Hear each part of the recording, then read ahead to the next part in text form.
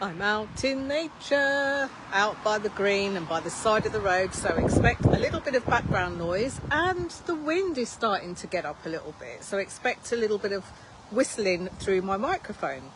So have you ever thought to yourself, all of this online stuff, online, offline stuff, is it real? Is it valid? Recently I was having a conversation with somebody who was talking about increasing their own visibility, and they actually work for part of a wider company.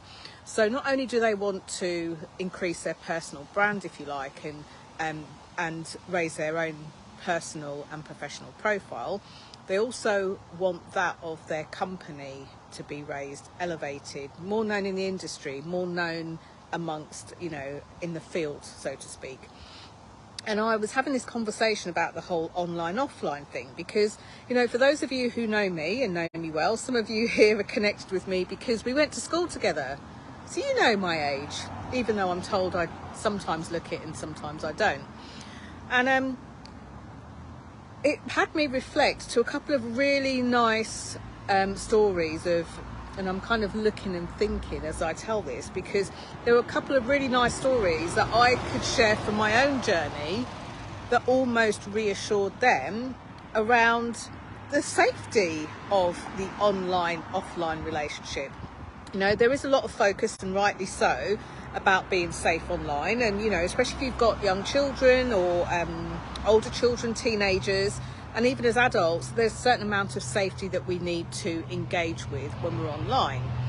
And I always say, for all things social media, you can either ignore or delete, mainly delete. But I'm kind of remembering back a few years ago. So I'll give you a couple of examples of stories of the online offline thing and kind of what came to fruition.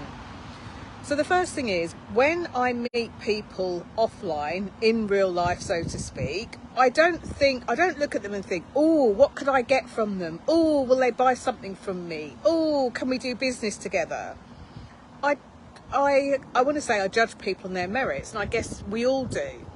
So if I like someone's vibe, if I like the way that they are, if I like the energy that they bring to the room or to the place or to the train station or bus stop, I will talk to people. End of story. So a few years back, I actually attended a group VIP day. I met some phenomenal people in the room, and I also sat very close to a couple of people in the room. And at the time, I just thought, I'm interested in what they've got to say, what they've got to share. But we stayed in contact, so we connected. We formed a genuine relationship. We stayed in contact, we connected. And a couple of years later, we ended up doing business. Not just once, not just twice, but multiple times. And that's been reciprocal. They've done business with me, I've done business with them. The second example, which I thought was a really great example, given that Twitter sometimes gets a bad reputation, I connected with somebody on Twitter many years ago, and they put a call out again many years ago and said, I've decided that this year I'm going to meet 3 of my Twitter followers in person. Who would like to meet up? And I saw the thing that this person had posted, and I really liked their vibe. So I sent them a message and I said, yeah, I'll be up for it. Obviously, I must be less risk averse than some other people. So it didn't take a lot, actually. It didn't take a lot of backwards and forwards. We just decided, when could we meet? Where could we meet? Turned out we lived like a handful of miles away from each other. Can't make this stuff up. We met up. We were going to meet up for an hour initially, and that overran. We had such a good time, and we met up very, very regularly. And then, as it happened, some of their friends knew my friends, online and offline. And, the world suddenly became smaller. We were all under the same sky. And I guess one of the kind of funniest stories that I really love is a few years ago, again, saw somebody on Facebook. A lot of my friends seemed to know them, so we connected. And then I went to a talk that they were giving. I just went over and said, hi, by the way, I'm Jenny Kovacs. We connected online, blah, blah, blah. Anyway, after the talk, we kind of sat and we chatted and we chatted and we chatted. And to this day, we have become firm friends. And the weirdest thing was, we found out we were both born in the same hospital, like a few weeks apart. How cool was that? So here's what I'm saying is, when you're online and you're connecting with people and building relationships, exercise the same kind of behaviour, if you like, that you would use, you know, if they were sat in front of you. So reaching out to complete strangers and asking them very personal questions might not be, well, it might be what you do in real life, but that's not going to build long-lasting relationships. It's not going to build the sort of friendships that you might be looking for. Try it sometime. Act exactly online as you would do offline. Give it a go, see what happens, and let me know.